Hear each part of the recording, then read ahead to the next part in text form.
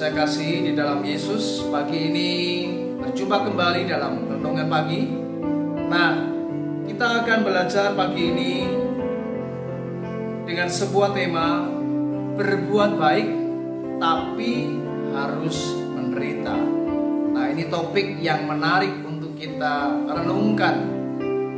Bagaimana ketika kita berbuat baik, tetapi kenapa harus menderita?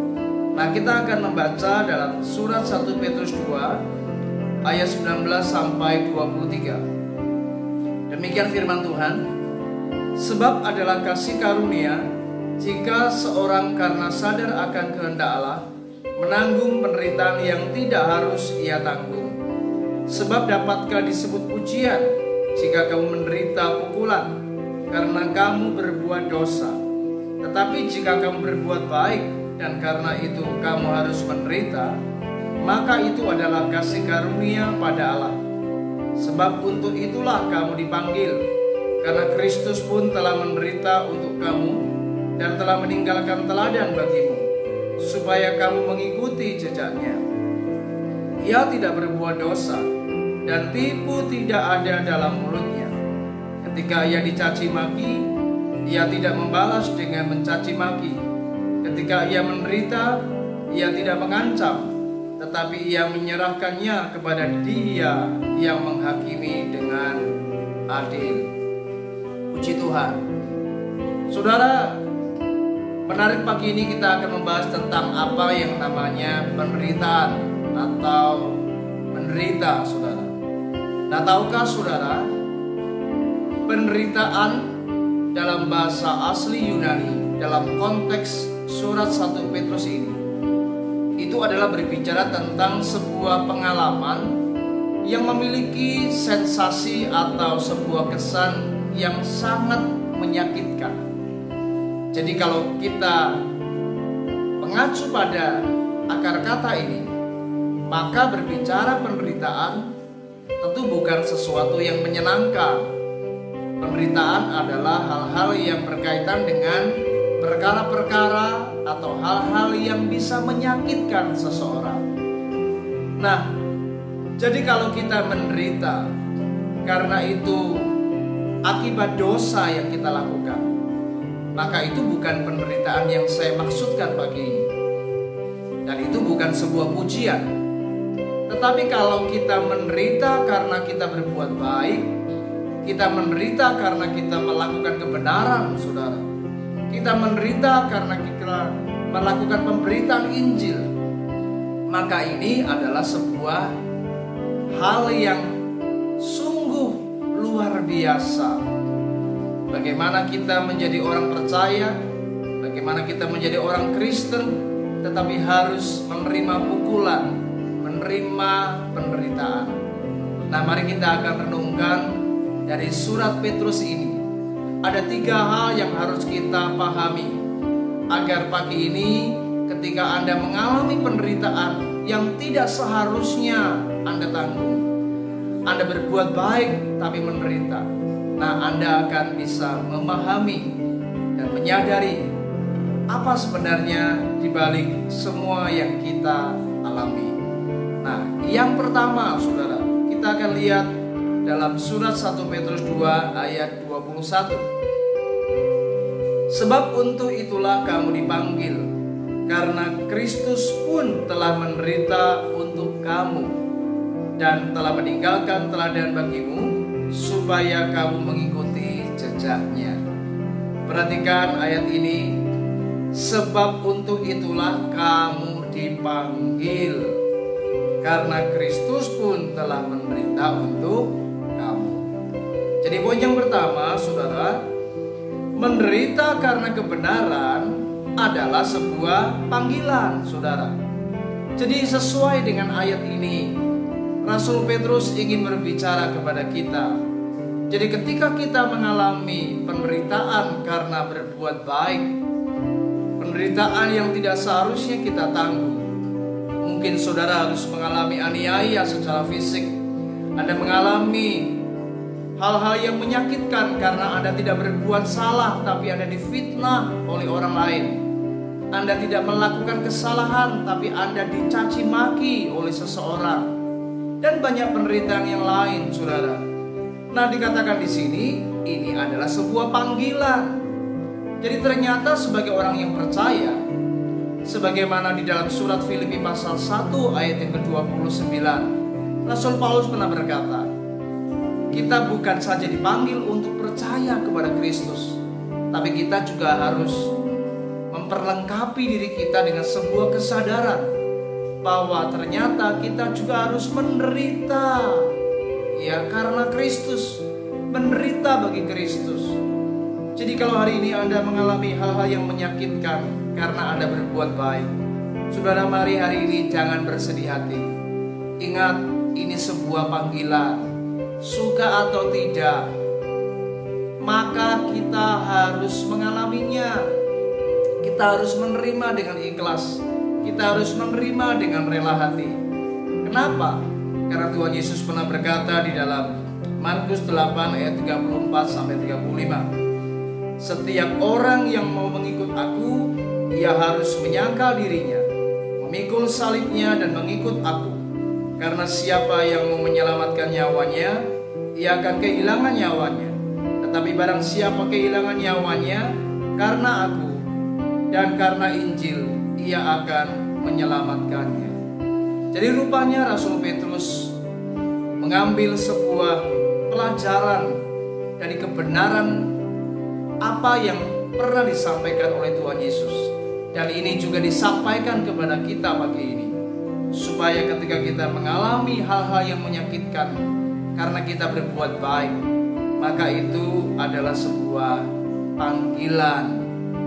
Dan memang kita dipanggil untuk menderita seperti Kristus.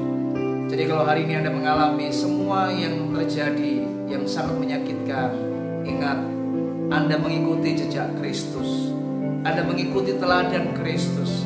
Kenapa? Karena Kristus telah menderita, telah melakukan hal-hal yang Dia benar-benar mengalaminya, sangat menyakitkan. Bagaimana ia diludahi, bagaimana ia dicaci maki, bagaimana dia harus difitnah, saudara. Dan itu semua bukan hal yang menggembirakan, tetapi itu memang harus, suka atau tidak, kita memang harus mengalaminya. Jadi ternyata, saudara, panggilan ini berlaku bagi kita orang percaya di akhir zaman ini, di era zaman kita hari ini. Hal ini masih berlaku. Itu sebabnya mari hari ini jangan pernah kita menganggap kalau kita di zona yang nyaman, kita tidak mengalami penderitaan, wow, itu adalah berkat Tuhan. Tapi kalau kita menderita karena kebenaran, saudara, maka waduh, itu merupakan sebuah hukuman, itu sebuah dosa. Saudara, mari jangan pernah menghakimi siapapun. Pagi ini kita harus menyadari ada orang-orang yang memang diizinkan Tuhan harus menderita karena sebuah kebenaran. Memang ada orang-orang yang baik, tetapi dia harus menderita, mengalami aniaya, mengalami fitnah. Mungkin dia harus mengalami penolakan demi penolakan dari orang-orang di sekitarnya. Ingat, itu memang merupakan bagian yang tidak bisa dihindari. Dan itu sebuah panggilan. Bagaimana kita menjadi murid Kristus, maka kita harus siap menyangkal diri. Kita harus memikul salib. Kita harus menderita sebagaimana Kristus pernah menderita.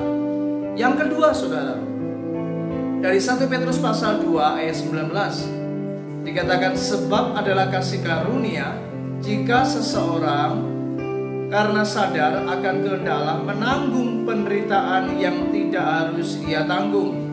Ayat 20, sebab dapatkah disebut pujian jika kamu menderita pukulan karena kamu berbuat dosa, tetapi jika kamu berbuat baik dan karena itu kamu harus menderita, maka itu adalah kasih karunia pada Allah. Yang kedua, menderita karena kebenaran adalah sebuah kasih karunia. Nah, ini yang kedua yang perlu untuk kita pahami. Jadi ternyata menderita karena kebenaran itu merupakan kasih karunia, saudara. Nah, saudara, dalam banyak kenyataan yang kita alami hari-hari ini. Banyak orang memiliki sebuah pemikiran atau benak dalam hati bahwa yang namanya kasih karunia itu pasti hal yang baik, itu pasti hal yang menyenangkan. Kasih karunia selalu berbicara tentang hal-hal yang tidak mungkin membuat kita menderita. Tetapi konsep seperti itu ternyata keliru, saudara. Ada kalanya ketika kita mengalami penderitaan, maka itu adalah sebuah kasih karunia, saudara. Nah, mengapa penderitaan itu dikatakan sebagai kasih karunia? Ada dua alasan yang ingin saya sampaikan. Yang pertama, karena tidak semua orang diuji seperti kita. Tidak semua orang harus menderita, di mana ia belajar seperti diri kita. Jadi saudara, kalau hari ini Anda menderita, Anda sedang masuk di dalam sebuah pembelajaran.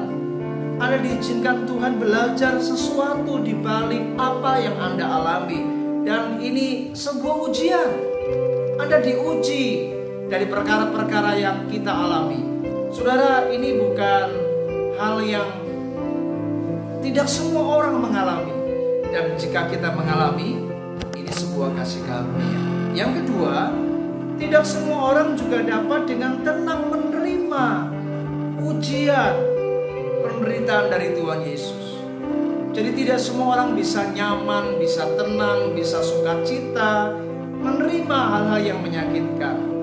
Jadi kalau hari ini Anda bisa menerima kenyataan yang pahit, sebagaimana Rasul Paulus pernah berkata, segala perkara dapat kutanggung di dalam Yesus yang memberi kekuatan kepadaku. Jadi Anda mengalami penderitaan, tapi Anda tetap kuat. Di dalam ujian itu Anda tetap bersukacita. Anda menyadari ini adalah kehendak Allah yang Anda harus jalani. Dan Anda bisa bergembira di tengah-tengah pencobaan itu, di tengah penderitaan itu. Saudara, ini adalah sebuah kasih karunia.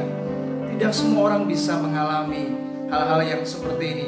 Dan tidak semua orang bisa menyingkapinya atau memiliki sikap respon seperti saudara. Jadi mari hari ini, ketika Anda mengalami perkara-perkara yang menyakitkan, meskipun Anda berbuat baik, mari hari ini bersukacitalah, saudara. Sebab itu kasih karunia pada Allah. Yang ketiga, saudara, di dalam 1 Petrus 2 ayat ke-23 dikatakan, ketika ia dicaci maki, ia tidak membalas dengan mencaci maki. Ketika ia menderita, ia tidak mengancam, tetapi ia menyerahkannya kepada Dia yang menghakimi dengan adil. Yang ketiga yang menarik dari ayat ini, saya menyimpulkan ternyata menderita karena kebenaran adalah sebuah kesempatan, saudara. Perhatikan ayat ini, ketika Yesus dicaci maki, ia tidak membalas dengan mencaci maki. Bukankah ini hal yang luar biasa? Kebanyakan orang kalau ia dicaci maki, ia membalas dengan caci maki. Kalau ia dipukul, dia akan membalas dipukul. Ya, makanya Yesus berkata, jika engkau ditampar pipi kananmu, berikan pipi kirimu, saudara. Ya, jadi bukankah ini dunia tidak bisa menerima? Kalau kita dipukul pasti memukul. Kalau kita dilukai, kita akan membalas dengan melukai seseorang. Tetapi firman Tuhan mengajar kita, kalau kita dicaci maki, kita harus memberkati. Kalau kita dikutuki, kita tetap memberikan kata-kata yang baik. Kalau kita mungkin dijahati, maka kita melakukannya dengan cara berbuat baik, membalasnya dengan perbuatan baik. Saudara, ini adalah sebuah kesempatan bagi kita. Jadi kalau kita menderita karena kebenaran, Anda sedang masuk dalam sebuah kesempatan. Untuk apa? Untuk Anda mengambil sebuah sikap secara rohani dan bukan mengambil sikap secara duniawi. Jadi Anda diberi kesempatan untuk membalas orang-orang yang pernah berbuat jahat kepada kita dengan cara membalasnya dengan memberkatinya, dengan cara mengampuninya, saudara. Jadi mari hari ini lepaskan pengampunan. tetaplah berbuat baik kepada mereka yang berbuat jahat kepada kita. Maka ini adalah sebuah kesadaran yang sungguh luar biasa.